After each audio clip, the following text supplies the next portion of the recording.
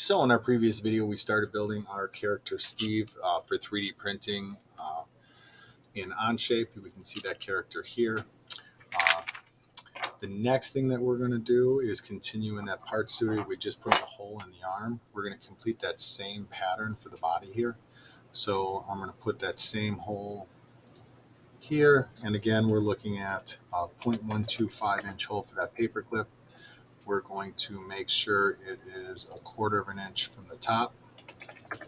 And we're also going to make sure it's 1/4 of an inch from the side.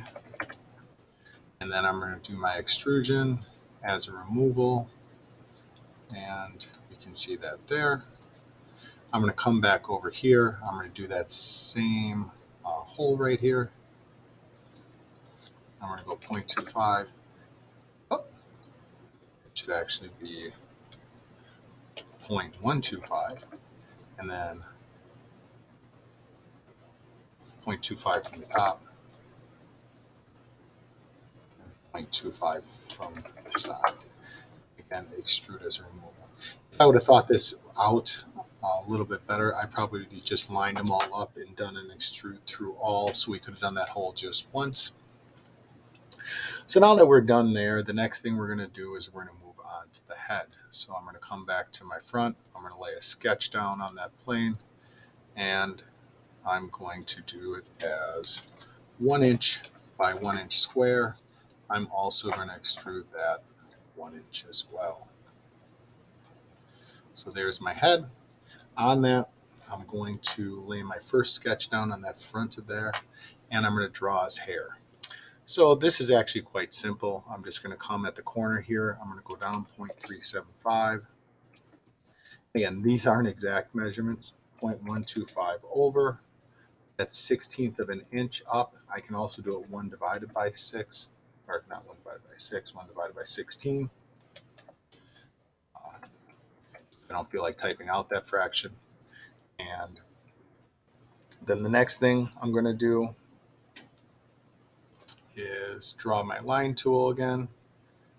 I'm going to come over 0.75 inches, come down that 0.063 or that 1/16 of an inch. I'm going to come over, and I can just connect to finish out my drawing. Again, I'm not doing this with exact dimensions. I'm doing this off of what I kind of rough sketched looking at it. And again, I'm going to make this 1/16 of an inch of an extrusion for that hair there. So now I'm going to lay that sketch down across the front again. And I'm going to use the mirror function to help myself out on this. So the first thing I'm going to do is I'm just going to grab my rectangle tool, and I'm going to do a 0.125 by 0.125 square. I'm going to grab my dimension, and I'm going to dimension the corner of this to the side 0.25 inches. And I'm also going to dimension that even with our hairline here. So I'm going to take that down to 0. So the next thing I'm going to do is I'm going to grab my line tool. I'm going to make sure I'm lined up here. I'm going to go 1/4 of an inch down. Oh, I'm going to redo that and take that off. Let's do that again. I'm going to make sure I'm lined up here. I'm going to draw 0.25 inches going down. And I do not want those lines to join.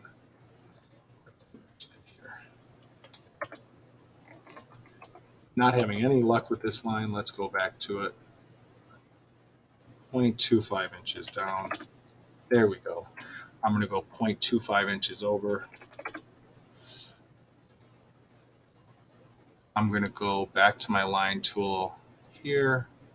I'm going to go 0.125 over. I'm going to go 0.125 down. And I'm going to go 0.125. Now I'm going to use this by coming up here and grabbing a construction line and making a construction line as I come here. I can then grab my mirror tool, selecting the construction line I just drew, and then selecting everything. So my sketch is then mirrored across. So the next step I can do is I can extrude this as a removal. And again, somewhere around the 1/16 of an inch is what I found works well.